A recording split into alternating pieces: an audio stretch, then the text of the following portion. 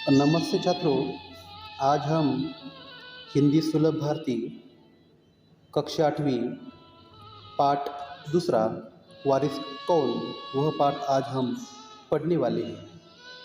लेकिन पाठ पढ़ने से पहले हमें वारिस का मतलब जान लेना उचित रहेगा। तो चलो वारिस का मतलब हम जान लेते हैं।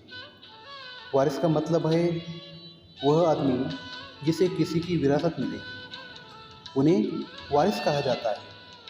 विरासत का मतलब क्या होता है? संपत्ति या जायदाद। वारिस का मतलब होता है जब पिताजी का देहांत होता है तो पिताजी के देहांत के उपरांत उनकी जो विरासत होती है ना, वह विरासत किसे मिलती है? उनके बेटे को मिलती है। तो उनका बेटा उनका कौन होता है? वारिस होता है। इसी तरह हमने वारिस का मतलब जान लिया है। इसी तरह वारिस के बहुत सारे अर्थ पाए जाते हैं। जैसे कि वारिस का मतलब होता है हकदार, जैसे कि वारिस का मतलब होता है उत्तराधिकारी। इसी तरह हमने वारिस का मतलब जान लिया है। अभी हम इस पाठ की लिखावट जिसने की है ना, इनका परिचय भी लेना हमारे लिए उचित रहेगा। तो उनका नाम है विभा रानी। तो चलो इनका परिचय हम देखते हैं। इनका जन्म 1959 में मधुबनी बिहार में हुआ है। उनका परिचय वह बहुआयामी प्रतिभा की धनी मानी जाती है। देखो छात्रों, बहुआयामी का मतलब होता है अनेक स्तरों वाला। विभा रानी हिंदी और मैथिली की राष्ट्रीय स्तर की लेखिका है। यानी कि विभा रानी ने हिंदी भाषा में अपनी साहित्य का निर्माण किया। उसके साथ साथ उन्होंने मैथिली भाषा में अपने साहित्य का निर्माण किया। देखो छात्रों, मैथिली का मतलब क्या होता है? सीता की भाषा, सीता मैया की भाषा। इसीलिए वह राष्ट्रीय स्तर की लेखिका जानी जाती है। उन्होंने क्या क्या लिखा है? तो उन्होंने बहुत सारी कहानी लिखी है, बहुत सारे गीत लिखे हैं, बहुत सारे उन्होंने अनुवाद किए हैं और लोक साहित्य एवं नाट्य लेखन में प्रखरता से उन्होंने अपनी कलम चलाई है। वह समकालीन फिल्म, महिला व बाल विषयों पर लोकगीत और लोक साहित्य क्षेत्र में वह निरंतर काम कर रही है। इसी तरह साहित्य क्षेत्रों में उनका योगदान हमें मालूम पड़ता है। तो चलो आगे बढ़ते हैं। इन्होंने साहित्य क्षेत्रों में कौन कौन सी प्रमुख कृतियाँ लिखी है, कौन कौन सा साहित्य उन्होंने लिखा है, तो सबसे पहले उनके परिचय के माध्यम से हमें पता चलता है कि उन्होंने चल खुसरो घुराप में यह साहित्य का निर्माण किया और उसके बाद मिथिला की लोक कथाएँ, यह साहित्य भी उन्होंने निर्माण किया। उसके बाद उन्होंने गोनू झा के किस्से, वह कहानी संग्रह का निर्माण किया और आगे चल के उन्होंने अगले जन्म मोहे बिटिया न की जो वह नाटक लिखा और बाद में उन्होंने समृद्ध ज्ञान द्विभाषी यानी कि हिंदी और अंग्रेजी में इनका अनुवाद किया और अंत में उन्होंने बिल टेलर की डायरी आदि क्षेत्रों में उन्होंने अपनी कलम चलाई, आदि क्षेत्रों में उन्होंने अपना साहित्य का निर्माण किया। इसी तरह साहित्य क्षेत्रों में विभा रानी का जो योगदान है, वह योगदान उनके परिचय के माध्यम से हमें पता चलता है। इसी तरह हमने उनका परिचय ले लिया है। आगे हम पाठ्य परिचय में देखते हैं। इस पाठ के माध्यम से विभा रानी का क्या कहना है? विभा रानी इस पाठ के माध्यम से हमें कौन सा संदेश देना चाहती है, वो हम देखते हैं। प्रस्तुत संवादात्मक कहानी के माध्यम से विभा रानी जी का हमें कहना है कि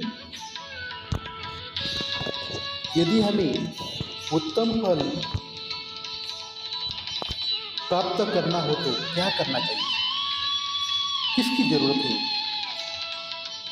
तो उत्तम फल प्राप्त करने के लिए हमें समय और साधनों का सदुपयोग करना चाहिए, यानी कि हमारे पास जितना समय पड़ा हुआ है, जितने साधने पड़े हुए हैं, वो साधने और समय का हमें सदुपयोग करना चाहिए।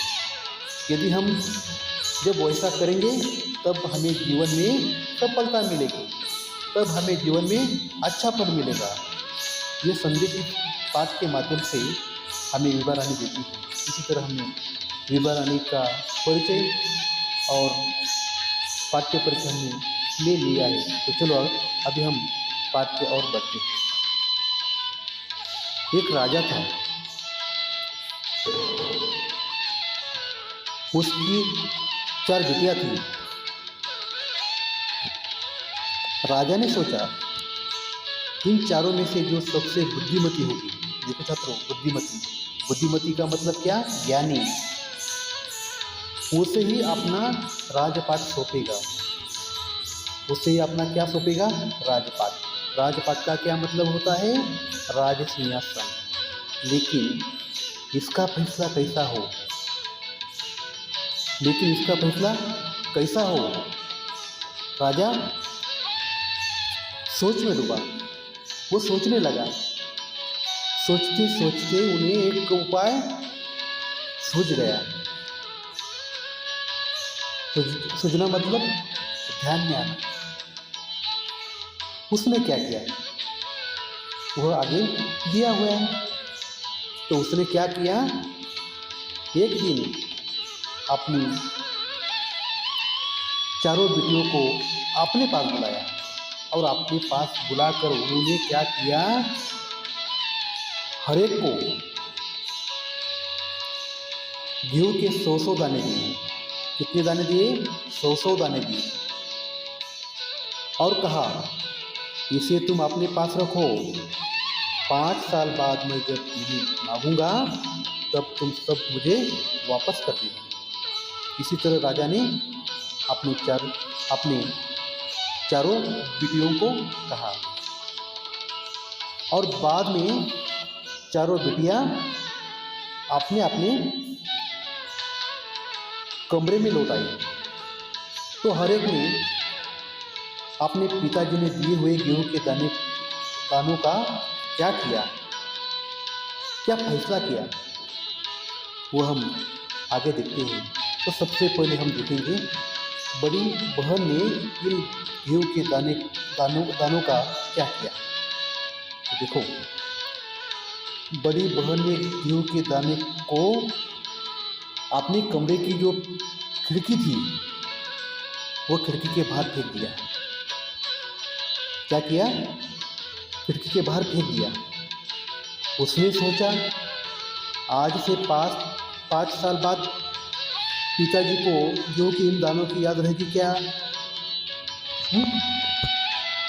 और जो याद भी रहा तो क्या हुआ, मैं क्या करूँगी, भंडार से लेकर दूंगी। देखो छात्रों, भंडार मतलब क्या, जहाँ अनाज की बोरी रखते हैं, जहाँ अनाज की बोरी रखते हैं उसे भंडार कहते हैं। वो उन्होंने सोचा, किसने, बड़ी बहन ने। आगे दूसरी बहन ने क्या सोची, इस गेहूं के दाने के बारे में क्या सोची, वो हम देखते हैं। तो दूसरी बहन के पास एक चांदी की डिब्बी थी। उन्होंने क्या किया, वो पिताजी ने जो गेहूं के 100 दाने दिए थे ना, वो 100 दाने उन्होंने इस चांदी के डिब्बी में डाल दिए और मखमल के थैले में से बंद करके सुरक्षा से संदूकची में डाल दिया। देखो छात्रों, मखमल का मतलब होता है रेशम का कपड़ा। तो रेशम के कपड़े से बनी हुई थैली इनके पास थी और एक संदूकची भी उनके पास थी। संदूकची का मतलब होता है छोटा बक्सा, छोटा बक्सा। इस छोटे बक्से में वह डिब्बी उन्होंने डाल दी और मखमल के थैले में वह बंद कर दिया और सोचा, जब पिताजी 5 साल के बाद मुझे ये 100 गेहूँ के दाने की मांग करेंगे तो मैं क्या करूँगी, इस डिब्बी में से वो 100 दाने पिताजी के हाथ में मैं सौंप दूँगी। इसी तरह उन्होंने सोची। आगे तीसरी बहन ने इस गेहूँ के दाने का क्या किया, बस वो सोचती रही, इसका क्या करूँ। लेकिन चौथी जो बहन थी ना, वो छोटी थी, तनिक बच्ची थी, थोड़ी बच्ची थी वो। बच्चे लोग जो होते हैं ना, वह बहुत शरारत करते हैं। शरारत करना उन्हें बहुत पसंद होता है। तो उसने क्या किया, वो गेहूँ के दाने का बोलिए, तो उन्होंने क्या किया, उन गेहूँ के भुने हुए दाने उन्हें बहुत पसंद थे। उन्हें वह गेहूँ के दाने जैसे कि पिताजी ने उनके हाथ में सौंप दिए, तो वह अपने कमरे में आई और कमरे में आकर उन्होंने क्या किया, वो गेहूँ के दाने अपने मुँह में डाल दिए और चबा कर, भुना कर, मतलब चबा कर खा डाला। उसके बाद वह वहाँ से बाहर चल पड़ी और खेल में मग्न हो गई। देखो छात्रों, मग्न होना मतलब क्या, मग्न होना मतलब क्या,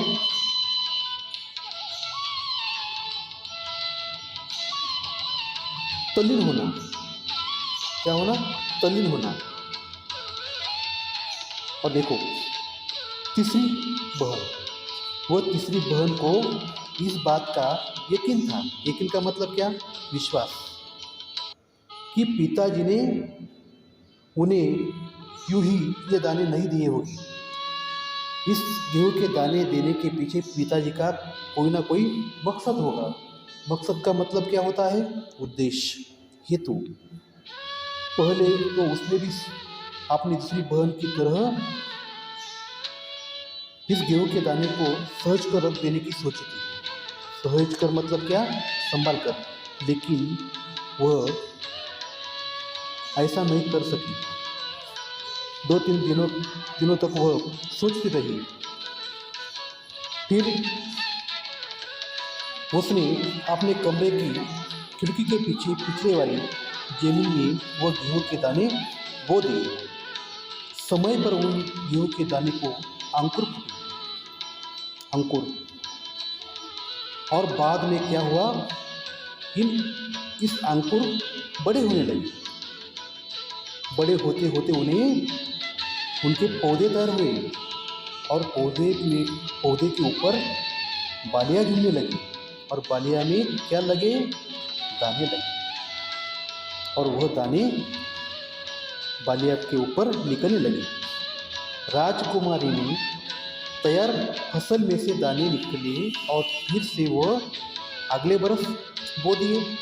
इस तरह वह राजकुमारी 5 बरस तक वह ऐसी करती रही और बाद में उन्होंने ढेर सारा गेहूँ का खेत उन्होंने बसा दिया। धन्यवाद छात्रों। अगला पाठ का जो हिस्सा है वो हिस्सा हम कल देखेंगे। तब तक हम विराम लेते हैं।